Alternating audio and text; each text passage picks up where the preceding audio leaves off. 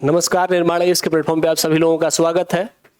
Art and culture mains के लिए art and culture को हम लोग कंप्लीट कर रहे हैं एनसीईआरटी के साथ। इसमें हम लोग उत्तर भारत की शैली को, नागर शैली को, जो मंदिर निर्माण की शैली थी उसको डेवलप पढ़ चुके हैं। अब दक्षिण भारत में द्रविड़ शैली को कंटिन्यू कर रहे हैं। द्रविड़ शैली के संदर्भ में जो प्रश्न संभावित बन सकते हैं वह प्रश्न आपके स्क्रीन पर यह दिख रहा है कि द्रविड़ शैली के विकास क्रम को स्पष्ट करते हुए उनके बनावट पर प्रकाश डालें। एक प्रश्न यह हो सकता है। दूसरा कि द्रविड़ शैली की प्रमुख विशेषताओं को उदाहरण सहित स्पष्ट कीजिए। तो ये दो प्रश्न है जो कि द्रविड़ शैली से अगर आप तैयार कर लेते हैं तो द्रविड़ शैली से जो संभावित प्रश्न बनने की संभावना है उसका उत्तर आप आसानी से दे सकते हैं। आइए द्रविड़ शैली के मंदिरों की तरफ यात्रा कंटिन्यू करते हैं। देखिए, सामान्य रूप से जो द्रविड़ शैली के मंदिर होते थे उन्हें हम ये सामान्य एक मंडप बनाया गया है, एक चित्र बना करके दिखाया गया है कि पूरी की पूरी जो मंदिर होती थी ये एक चारदीवारी के अंदर होती थी और उसका जो गेट होता था उसे गोपुरम कहा जाता था। गेट के बाद अंदर आने के बाद वहां पर एक तालाब होता था, यहां पर एक तालाब होता था। इस तालाब से होते हुए आगे बढ़ने पर यहां पर देखिए भगवान नंदी की प्रतिमा है, मतलब ईश्वर के जो वाहन होते थे उनको यहां पर दिखाया जाता था। फिर उसके बाद अंदर आने पर यह मंडप है। मंडप का मतलब होता है कि मंदिर के आवश्यकता के साथ साथ जो मंदिर की अन्य जरूरतें हैं उसके लिए मुख्य देवता के भवन के अलावा जो भवन बने होते हैं उसे मंडप कहा जाता है। जैसे यहां पर भोग मंडप, नृत्य मंडप, ठीक है, ऐसे मंडप होते थे। नृत्य मंडप का मतलब कि ऐसा भवन, मंदिर के अंदर का भवन जहां पर कि नृत्य और संगीत सिखाई जाती है। भोग मंडप जहां पर कि मंदिर के अंदर पूजा पाठ के लिए भोजन बनाया जाता है, उसे भोग मंडप। तो ये मंडप होते थे, 3-4 भवन होते थे। उसके बाद अंदर आने पर एक विशाल मंदिर होता था जिसके गर्भगृह में देवता होते थे।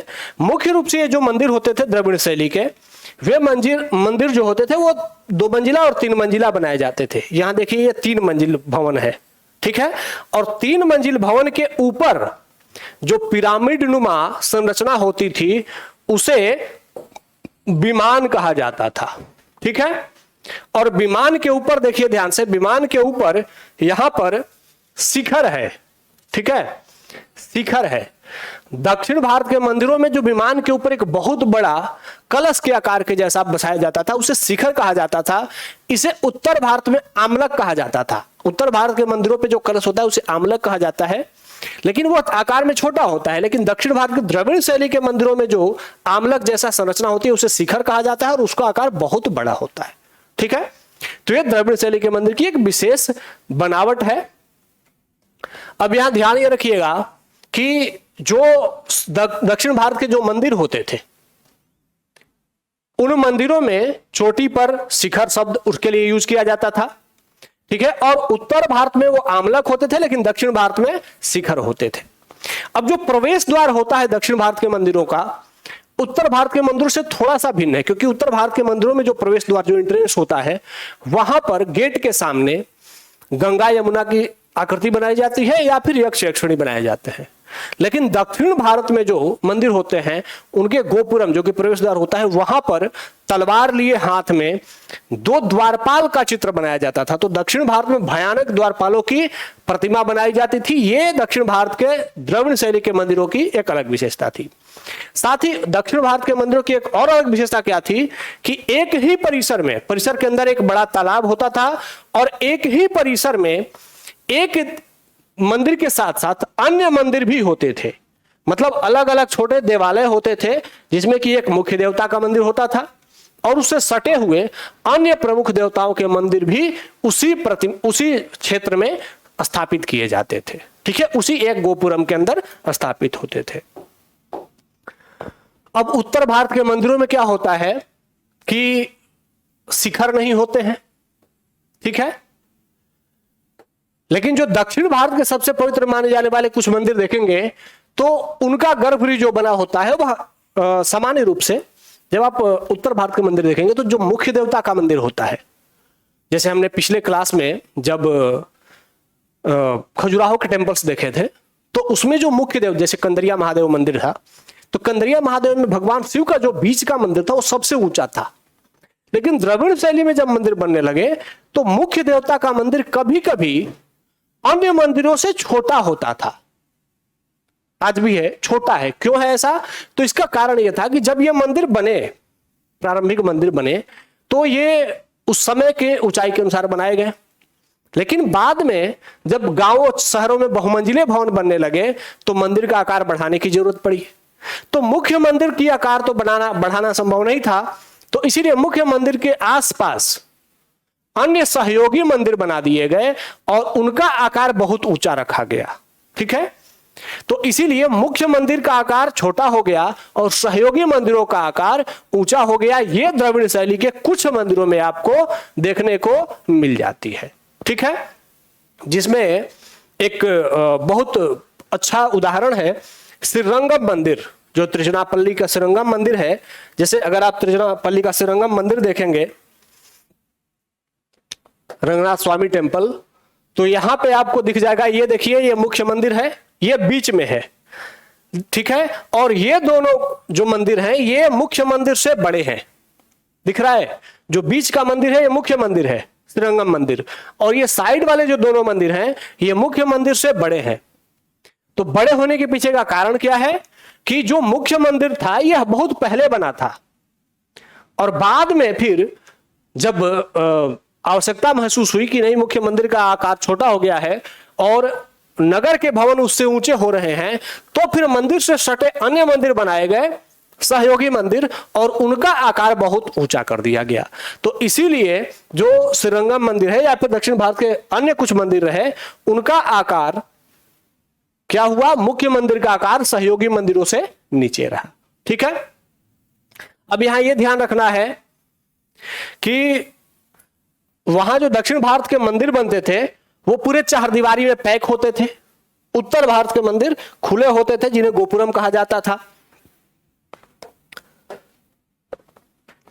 हाँ, अब यह भी ध्यान रखना है कि जो दक्षिण भारत के प्रसिद्ध मंदिर बने, वे उनका जो काल है, जो विकास का काल है, वो मुख्य रूप से 8वीं सदी से लेकर के 12वीं सदी तक उनका विकास क्रम होता रहा। ठीक है, जैसे उत्तर भारत के मंदिर भी अनेक स्थानीय तत्वों के साथ स्थानीय उप शैलियों के रूप में विकसित हुए, जो कि उड़ीसा शैली, खजुराहो शैली और गुजरात की सोलंकी शैली के साथ विकसित हुए। उसी तरीके से दक्षिण भारत के मंदिर भी अनेक शैलियों में उप शैलियों की तरह, उप श्रेणियों की तरह विकसित हुई, जिसमें 5 प्रकार की श्रेणियां दक्षिण भारत के मंदिरों में होती थी: वर्गाकार, आयताकार, अंडाकार, वृत्ताकार और अष्टहास्त्र। अष्टहास्त्र का मतलब अष्ट आकार में मंदिर। तो ये 5 प्रकार के मंदिर दक्षिण भारत में आपको दिख जाते हैं। इनके अंदर की विशेषताओं में हमें जाने की आवश्यकता नहीं है, वो हमारे प्रश्न का उत्तर नहीं है।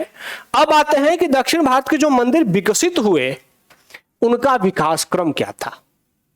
तो विकास क्रम में पहला जो मंदिर दक्षिण भारत में बनना शुरू हुआ वह मंदिर मुख्य रूप से द्रविड़ शैली का मंदिर, वो मुख्य रूप से पल्लव शासकों के द्वारा बनना शुरू हुआ। हम सभी जानते हैं कि द्रविड़ शैली का जो परिपक्व अवस्था दिखती है वह चोल काल में दिखती है, लेकिन द्रविड़ शैली की जो शुरुआत होती है वह पल्लव काल में शुरू होती है और पल्लव वंश के शासन काल में 6वीं से लेकर के 8वीं शताब्दी तक मंदिर निर्माण की संरचना शुरू हुई। चूंकि पल्लव शासक अधिकांश शैव थे, इसीलिए इन्होंने अधिकांश शैव मंदिर बनाए, लेकिन इन्होंने कुछ वैष्णव मंदिर भी बनाए। मतलब कि इनमें अन्य संप्रदायों के लिए भी कट्टरता नहीं थी, बल्कि ये सर्वधर्म समभाव की भावना से आगे बढ़ते थे। ठीक है, अब यहां पर ध्यान रखना है कि जो सबसे पहली मंदिर बनी उसे कहा गया महेंद्र वर्मन शैली। तो दक्षिण भारत में जो शैली विकसित हुई द्रविड़ शैली, उस शैली का नाम क्या रहा? पहली जो शैली विकसित हुई उसे कहा गया महेंद्र वर्मन शैली। अब आप सभी को पता होगा कि अगर कोई पहली बार मंदिर बनेगा तो वह बहुत भव्य नहीं हो सकता है और संभावना है कि वह चट्टानों को काट कर बना होगा। मतलब आधुनिक मंदिर से बहुत शुरुआती संरचना में होगा। जैसे उत्तर भारत में हमने कांची के मंदिर देखे थे, उसी तरह दक्षिण भारत में जो पहली मंदिर शैली विकसित हुई महेंद्र वर्मन शैली, यह एकदम से चट्टानों को काट करके ही विकसित हुई। ठीक है। और इसके जो मंदिर थे महेंद्र बर्मन शैली, ये मंदिर आप लोगों को दिख रहे होंगे, ये देखिए महेंद्र बर्मन शैली के मंदिर है। ये आपको पत्थर दिख रहे हैं, पूरा पहाड़ है, पहाड़ के बीच में काट करके और कुछ गुफाएं बना दी गई हैं। उस गुफाओं के गेट पर 2 द्वारपाल हैं और अंदर ईश्वर मुख्य देवता की आकृति बनी हुई है। ये मंदिर की ढांचागत बनावट है, पहाड़ चट्टान है, उसी को ऐसे काट करके बनाया गया है। ठीक है, उसी पर वहां पर राजा अपने शिलालेख और अभिलेख भी लिखवाते थे। इसको देख करके, संरचना को देख करके आपको लग रहा होगा कि यह बहुत प्रारंभिक स्तर का मंदिर निर्माण हो रहा है। यहां देखिए ध्यान से, एक बहुत बड़ा पत्थर है, उसके बीच में ये एक मंदिर बन गया है। मंदिर में जाने के लिए क्या है, यहां से देखिए सीढ़ियां बनाई गई हैं, अगर आप लोगों को दिख रहा होगा तो ये महेंद्र बर्मन शैली विकसित हुई। यहां पर पहली बार पहाड़ों को काट करके, चट्टानों को काट करके और गुफा निर्माण संरचना विकसित हुई। कोई स्थापत्य की दृष्टि से, कोई स्थापत्य के लिए अलग संरचना के रूप में मंदिर का विकास नहीं हुआ। ठीक है, तो पहली शैली क्या देखी थी हमने, महेंद्र बर्मन शैली। अब महेंद्र बर्मन शैली के बाद आगे बढ़ते हैं। महेंद्र बर्मन शैली के बाद दूसरी जो शैली विकसित हुई, महेंद्र बर्मन के जो पुत्र हुए नरसिंह बर्मन, इनको मामल्ल भी कहा जाता था। ठीक है, तो ये नरसिंह बर्मन मामल जो कि 640 ईस्वी के आसपास, तो इन्होंने जो दूसरी शैली विकसित की उसे कहा जाता है मामल्ल शैली। तो द्रविड़ शैली के विकास में जो दूसरी शैली विकसित हुई उसे क्या कहा गया, मामल्ल शैली। अब मामल्ल शैली की संरचना के बारे में बात करते हैं। तो मामल्ल शैली की संरचना में अब पहली बार, एक तो मंदिर सिर्फ पत्थरों में ही है, अब मंदिर पत्थर से स्वतंत्र पत्थर की ओर धीरे धीरे यात्रा कर रहे हैं।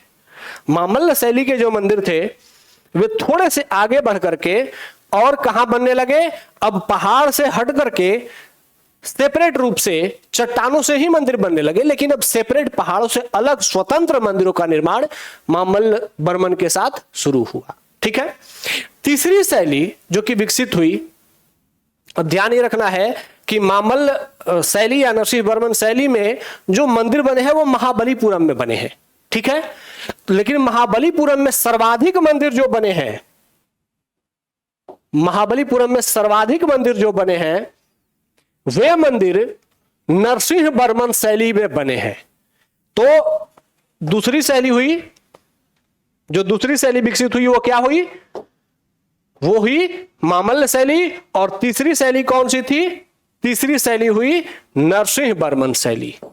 ठीक है, अब इनको हम लोग देख लेते हैं कि ये कौन कौन सी शैलियां और कौन कौन से मंदिर थे। तो तीसरी शैली जो द्रविड़ शैली में विकसित हुई वह थी नरसिंह बर्मन शैली। और मामल्ल शैली और नरसिंह बर्मन शैली दोनों के जो प्रमुख मंदिर बने वो महाबलीपुरम, जो तमिलनाडु का शहर है, वहां महाबलीपुरम में तट के समीप मंदिर बने, इसीलिए उन्हें शोर मंदिर कहा गया। आइए शोर मंदिर के बारे में उनको भी देख लेते हैं, जो मामल्लपुरम के शोर मंदिर बने। ठीक है, शोर टेम्पल। अब ये देखिए आप लोगों को मैप दिख रहा है, समुद्र से सटा हुआ यह मंदिर है। ठीक है, दिख रहा है, समुद्र से सटा हुआ, समुद्र के पास ही यह मंदिर है। अंदर के संरचना, अंदर की संरचना, मंदिर की बनावट आप लोगों को दिख रही होगी। ये मूर्तियों के साथ आपको पता चल गया होगा कि ये प्रारंभिक स्तर की मूर्तियां हैं। ठीक है, भगवान शिव पार्वती को दिखाया गया है, ऐसी बनावट की संरचना होती थी। यह प्रमुख मंदिर है वहां का, महाबलीपुरम का तटीय शोर मंदिर। देखिए बहुत ऊंचा नहीं है, एक छोटी सी इमारत है और फिर विमान की शैली के रूप में विकसित हो गया है। आकार बहुत छोटा है, 2 मंदिर एक साथ हैं। ठीक है, यह दिख रहा है मामल्लपुरम के मंदिरों के बारे में। अब आते हैं इनके मुख्य विशेषताओं को जान लेते हैं। तो जो मामल्लपुरम के मंदिर बने थे, इनमें जिसे राजसी शैली में जो बने थे, इनमें ध्यान रखना कि इनका मुख समुद्र की ओर होता था, मतलब समुद्र पूर्व की ओर है। तो मामल्लपुरम में जो मंदिर बने वो पूर्वाभिमुख होकर के बने। लेकिन एक प्रमुख विशेषता जो इनकी थी, वह प्रमुख विशेषता क्या थी कि इसमें यहां पर एक साथ 3 मंदिर बने हैं। और यह संभवतः दुनिया कहूं या भारत कहूं का एकमात्र ऐसा स्थल है जहां पर कि 3 मंदिर एक साथ बने हैं और बीच में विष्णु का मंदिर है और दोनों किनारे पर भगवान शिव का मंदिर है। तो बीच में विष्णु भगवान और दोनों किनारे पर भगवान शिव का मंदिर वाला शिव जी का, भगवान शिव का एक मंदिर जो है वह पूर्व की ओर है और जो दूसरा मंदिर है वह पश्चिम की ओर है। और इन दोनों के बीच में अनंत साई विष्णु, मतलब भगवान विष्णु जो कि समुद्र में शेषनाग के ऊपर सोए हुए हैं, उस आकृति के साथ भगवान विष्णु की मूर्ति तीसरी मंदिर बनी है जो कि दोनों मंदिरों के बीच में स्थापित है। तो यहां पर 2 मंदिरों के बीच में यह मंदिर बनाई गई और इस मंदिर के अहाते में, गोपुरम के बीच में कई बड़े तालाब हैं। समुद्र सटे होने के बावजूद मंदिर के अंदर तालाब हैं। तो यह सामान्य विशेषता, द्रविड़ शैली की विशेषता मामल्ल के महाबलीपुरम के मंदिरों में दिख जाती है। अब आते हैं कि द्रविड़ शैली का जो सबसे प्रमुख मंदिर रहा, जो कि द्रविड़ शैली का सबसे चरम मंदिर कहा जाता है, वह मंदिर है तंजौर का भव्य शिव मंदिर, जिसे राजराजेश्वर मंदिर या बृहदेश्वर मंदिर भी कहा जाता है। ठीक है, यह समस्त भारतीय मंदिर में सबसे बड़ा और सबसे ऊंचा मंदिर है, तंजौर का बृहदेश्वर मंदिर। इसका निर्माण लगभग 1009 ईस्वी में शुरू किया गया, जो कि राजराज चोल के द्वारा शुरू किया गया। और इस क्षेत्र में यहां पर 100 से अधिक मंदिर एक साथ बनाए गए। इस मंदिर का जो बहुमंजिला विमान है, बहुमंजिला जो मंदिर है वो बहुमंजिला है। विमान कितना है? 700 मीटर का ऊंचा विमान है। एकाश्म शिखर है और अष्टभुजा, 8 भुजाओं वाला गुंबज बना हुआ है मंदिर के ऊपर। ठीक है, और ये नंदी है, बृहदेश्वर मंदिर के जो नंदी हैं, यह भारत के दूसरे सबसे बड़े नंदी के रूप में ये डिपिक्टेड है। बृहदेश्वर मंदिर में जो भगवान शिव का लिंग है वह भारत का सबसे बड़ा शिवलिंग है। तो मंदिर भी बहुत बड़ा, शिवलिंग भी बहुत बड़ा। ये मंदिर की संरचना दिख रही होगी आप लोगों को, ये पुराना ढांचा है। ठीक है, अब इसमें नंदी की विशाल प्रतिमा है। चोटी पर कलश जो बना है वह भी लगभग 3 मीटर का है और बहुत ऊंचा है। सैकड़ों आकृतियां मंदिर के ऊपर बनाई गई हैं। भगवान शिव का विशाल लिंग जो है वह 2 मंजिले गर्भगृह में स्थापित किया गया है, मतलब इतना बड़ा बनाया गया है कि वह 2 मंजिला आकार होता है भगवान शिव के विशाल लिंग का। और फिर मंदिर के दीवारों पर पुराणों की अनेक कहानियां वर्णित की गई है। तो यह जो तंजौर का बृहदेश्वर मंदिर है, इसकी कहानी हमने देख ली। आइए इसके थोड़ा कुछ, इसके बारे में थोड़ा इसका कुछ फोटो भी देख लेते हैं। बृहदेश्वर टेम्पल, ठीक है, ये देखिए तंजौर का बृहदेश्वर मंदिर का एंट्रेंस है, गेट है। गेट पर आप लोगों को दिख रहे होंगे 2 द्वारपाल हैं। ठीक है, और द्वारपाल के ऊपर यहां पर ये गेट है, ये मुख्य भूमि मंदिर नहीं है। इसके अंदर से जाने पर मुख्य मंदिर पड़ेगा और इसके बाद द्वारपालों के बाद अंदर आएंगे आप, तो आप लोगों को अंदर बहुत सारे देवी देवताओं की मूर्तियां दिख जाएंगी। ठीक है, जो दीवालों पे डिपिक्टेड हैं। बहुत सुंदर सी बनावट दिख जाएगी। देखिए मंदिर की भव्य बनावट है। ठीक है, सुंदर बनावट दिख रही होगी आप लोगों को। यहां पर भगवान विष्णु की प्रतिमा भी है मंदिर में, तो शैव मंदिर है फिर भी भगवान विष्णु की प्रतिमा है। ये वहां पर नंदी महाराज हैं। ठीक है, यहां देखिए कि पुराण की कथाएं, भगवान कृष्ण के बाल लीला की कथाएं इस मंदिर के दीवार पर दिखाई गई हैं। यहां पर भगवान कृष्ण हैं जो गोपियों के साथ जब वो नहा रही थी तो उनके वस्त्र लेकर के कदम्ब के पेड़ के ऊपर बैठे हुए हैं। तो यह कहानी भी यहां पर वर्णित है। यहां पर योग के बारे में भी जानकारी मिलती है, प्रारंभिक योग। यहां पर भगवान विष्णु की मूर्ति है। यहां मुराल पेंटिंग भी है, मंदिर में पेंटिंग भी की गई है। मंदिर के दीवारों पे पुराण की कथाएं मंदिर के दीवारों पर पेंटेड की गई हैं। मंदिर की विशालता के लिए ये सब चीजें बनाई गई हैं। बहुत भव्यता है मंदिर में। देखिए यहां पर माता, ये भगवान विष्णु की प्रतिमा है। भगवान विष्णु के साथ ये माता है, लक्ष्मी माता। यहां पर देखिए नरसिंह भगवान है, भगवान नरसिंह की प्रतिमा है। तो ये इससे पता चलता है कि यह जो मंदिर है अपने आप में बहुत भव्य रहा है और इसकी भव्यता का कारण रहा है कि इसमें वैष्णव, शैव और सभी संप्रदायों के देवताओं की प्रतिमाएं भी हैं और उनके सेपरेट मंदिर भी अलग से बनाए गए हैं। तो तंजौर मंदिर अपने आप में द्रविड़ शैली के मंदिरों का सबसे विस्तृत, सबसे विशाल संरचना के रूप में स्थापित है। अगर आपसे द्रविड़ शैली के बारे में कोई भी प्रश्न पूछा जाए तो अब मुझे लगता है कि आप इन प्रश्नों का उत्तर करने के लिए अब तैयार हैं। अब संभवतः आपसे द्रविड़ शैली के बारे में पूछा जाएगा तो द्रविड़ शैली की यात्रा भी बता सकते हैं, द्रविड़ शैली की मुख्य विशेषता भी बता सकते हैं और तंजौर के बृहदेश्वर मंदिर की चर्चा करके द्रविड़ शैली के चरमोत्कर्ष को भी दिखा सकते हैं। साथ ही मंदिर के अंदर राजा रानी की प्रतिमा का भी होना यह दर्शाता है कि वहां राजा रानी भी मंदिर निर्माण की संरचना से जुड़े हुए थे और मंदिर राजकीय महत्व के लिए भी महत्वपूर्ण थे। इसीलिए दक्षिण भारत के मंदिरों में राजा रानी की प्रतिमा भी स्थापित होती थी।